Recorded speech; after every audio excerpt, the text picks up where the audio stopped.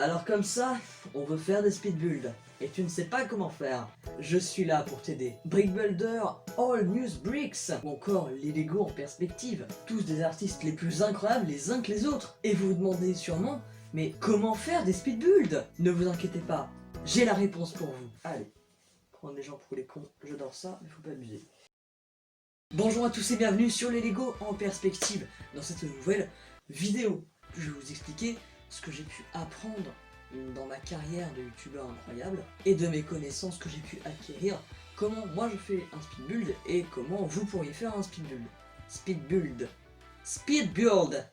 Avant tout, avant de commencer à faire votre speed build, assurez-vous que le matériel que vous allez être utilisé est opérationnel. Si la caméra que vous utilisez, pensez à la charger avant, ça paraît logique toutes ces choses là, mais vraiment je répète tout. Après ça, vous allez pouvoir installer... Qui m'envoie des messages là? Après ça, il vous faut un décor pour tourner vos vidéos. Du coup, je vous conseille, c'est tout con hein, vraiment, mais juste un drap blanc avec de la lumière. La lumière c'est vraiment très important si vous voulez avoir un speed build d'une qualité optimale. Sans ça, ça va pas être possible. Du coup, soit vous pouvez utiliser des bandes de LED, il y en a à Jiffy par exemple, ou à Leroy Merlin, mais ça coûte un peu plus cher. Soit vous pouvez utiliser des panneaux LED, comme ceux que j'utilise pour tourner mes vidéos. Moi personnellement j'utilise les deux, ça dépend de comment je fais. Après ça, c'est bien mieux si vous avez un plateau tournant. Ça va vraiment permettre de mettre en valeur chaque élément que vous allez construire et au rendu ça va être beaucoup mieux. Et là normalement, si tout ce que je viens de vous énumérer est bon, opérationnel, fonctionnel, vous allez pouvoir commencer à tourner. Pour ça bien évidemment il va vous falloir un trépied, c'est mieux, vraiment, filmer à la main, impossible. Vous pouvez éventuellement caler sur quelque chose, il faut vraiment que la caméra soit stable. Maintenant les plans que vous allez faire avec votre Lego, tout simplement un plan de la boîte, donc ça vous pouvez utiliser votre plateau tournant en mettant la boîte dessus, en la faisant tourner, ou alors vous pouvez prendre une photo de l'avant et de l'arrière de votre boîte, tout simplement. Une fois que vous avez fait ça, continuez votre construction, n'arrêtez pas de tourner, vraiment je vous conseille, vous filmez pendant toute la partie du déballage, continuez le déballage, ouvrez la boîte, sortez les sachets, et après, arrêtez d'enregistrer, vous recommencez un rush, et vous allez pouvoir montrer les sachets, ainsi que les notices posées, à plat, sur un mur, enfin, tant que c'est posé, et toujours dans votre fond blanc.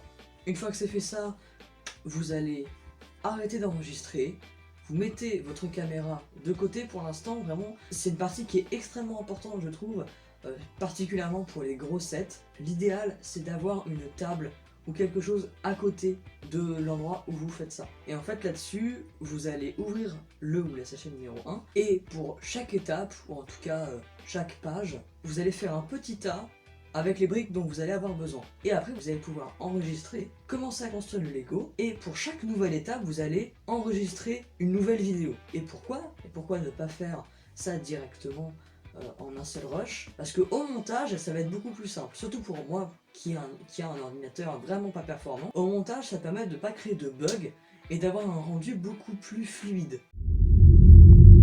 À chaque fois que vous allez finir un élément, par exemple une voiture ou un bâtiment ou quoi, et ben mettez-le sur le plateau tournant et faites un plan pour montrer. C'est très important pour que les spectateurs puissent vraiment voir à quoi ressemble le set, de faire un plan pour vraiment mettre en valeur ce que vous venez de construire. Et bien sûr, une fois que vous avez fini le set que vous avez construit, faites un plan pour le mettre en valeur. Et là, une étape qui est vraiment importante, qu'il ne faut surtout pas négliger, le montage. C'est vraiment l'une des étapes les plus importantes après le tournage bien sûr, et il faut vraiment porter de l'attention à cette partie.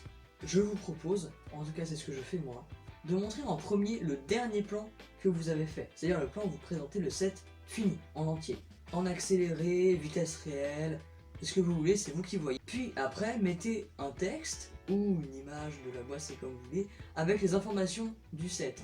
Son nom, sa référence, sa date de sortie éventuellement, quelques petites informations, sa gamme, son prix c'est bien aussi. Et après vous allez pouvoir enchaîner avec les rushs que vous avez. Vérifiez bien à raccourcir parce qu'il y a forcément des moments où vous allez continuer à enregistrer mais vous allez faire autre chose, prendre les pièces ou quoi. Vraiment, cuttez tous ces passages là pour que le montage soit dynamique. Personnellement mes speed builds sont à vitesse x4, parfois c'est x2 mais ça dépend vraiment, c'est les petits sets où je mets x2 pour que ça dure un peu plus longtemps, que la vidéo dure pas 30 secondes. Au montage, mettez tous vos plans à la suite, ne mettez pas tous en accéléré, il y a des plans, notamment les plans de mise en valeur, qui parfois méritent d'être à vitesse réelle pour qu'on comprenne bien. Et là vous allez me dire, mais elle est où la musique?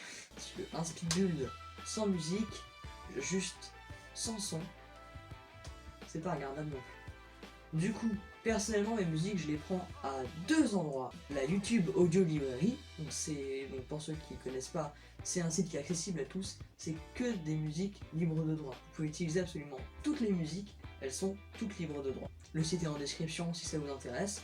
Et un autre site qui lui malheureusement c'est pas des musiques libres de droit mais vous pouvez les avoir à libre de droit, c'est Epidemic Sound. J'ai pas la licence mais il ne serait tardé que je l'achète. Pour moi c'est vraiment les deux sites pour avoir de la musique qui sont les meilleurs. Vraiment choisissez bien les musiques que vous allez mettre, prenez celles qui vous plaisent avant tout, parce que ça doit d'abord vous plaire à vous avant de plaire à vos spectateurs, et vraiment faites un rendu de prévisualisation.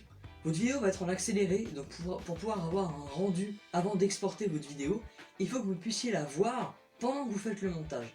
Du coup, à chaque fois que vous allez mettre un élément, l'accélérer, faire vos petites découpes, faites un rendu de prévisualisation. Sur la plupart des logiciels de montage, c'est la touche entrée, sinon vous pouvez le faire avec votre souris. Normalement c'est un triangle avec des petits points.